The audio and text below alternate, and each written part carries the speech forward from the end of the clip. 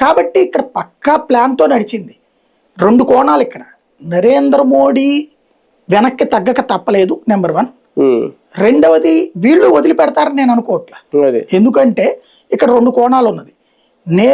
బంగ్లాదేశ్లో ఇట్లాగ ఏమీ లేదు ఇష్యూ, అసలు హసీనాకి సంబంధమే లేదు.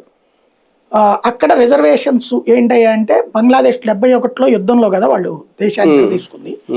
ఆనాటి స్వతంత్ర సమర యోధులకి రిజర్వేషన్ ఉండే, వాళ్ళ బిడ్డలకి. స్వతంత్ర సమర యోధులకు కూడా పెన్షన్లు ఇచ్చేవాళ్ళు, ఏదో ఒక జాబ్లో తీసుకున్నారు అప్పుడు గవర్నమెంట్ జాబ్స్లో. వాళ్ళ తర్వాత వాళ్ళ బిడ్డలకు కూడా రిజర్వేషన్ ఉంది. ఇప్పుడు వాళ్ళ మనవాళ్ళకు కూడా రిజర్వేషన్ అన్నటువంటి డిమాండ్ వస్తే ఆమె ఒప్పుకోవాలి. కానీ అక్కడున్న సుప్రీంకోర్టు ఇంకో తరానికి ఇవ్వకపోతే ఎట్లా అని తీర్పిచ్చింది. అది కూడా 1 కాదు 2 కాదు 28% ఏమని. దాన్ని ప్రభుత్వం ఒప్పుకోకపోయినా తీర్పిచ్చింది. అప్పుడు అసలు గొడవ ఎవరి మీద తెలుసా? యూత్ సుప్రీంకోర్టు మీద. సుప్రీంకోర్టు మీద గొడవకి వెళ్ళారు.